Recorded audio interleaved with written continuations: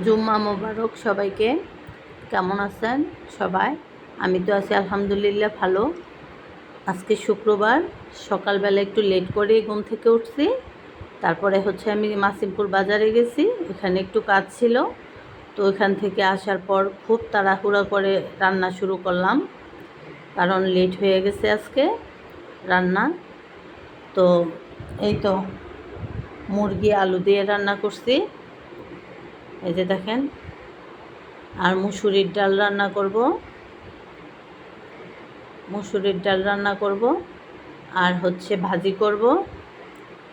তো একটু লেট হয়ে গেলে, দুপুর হইলে হয় কি, আমার রান্নাঘরে রোদ চলে আসে। রোদ আসলে তো এদিকে আগুনের তাপ, আরেকদিকে সূর্যের তাপ, অনেক গরম লাগে। খুব তাড়াহুড়ো করে রান্না করছি। এই যে দেখেন আমার ভাজিটা কেমন হয়েছে। তো এখন খাবারের আয়োজন। ছেলেরা নামাজ থেকে আসলে পরে এখন আমরা দুপুরে খাবো। তো আপনারাও সবাই খাওয়া দাওয়া করেন, সবাই ভালো থাকেন।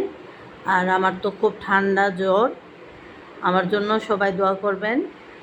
তো আমার কণ্ঠটা আজকে একটু ভারী লাগতেছে, আমার খুব কষ্ট হইতেছে, কথা বলতে পারতেছি না।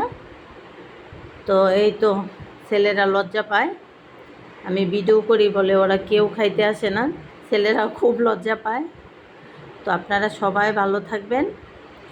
আর আমার ভিডিওটা কেমন লাগলো অবশ্যই আমাকে জানাবেন। ভালো থাকেন সবাই, ধন্যবাদ সবাইকে।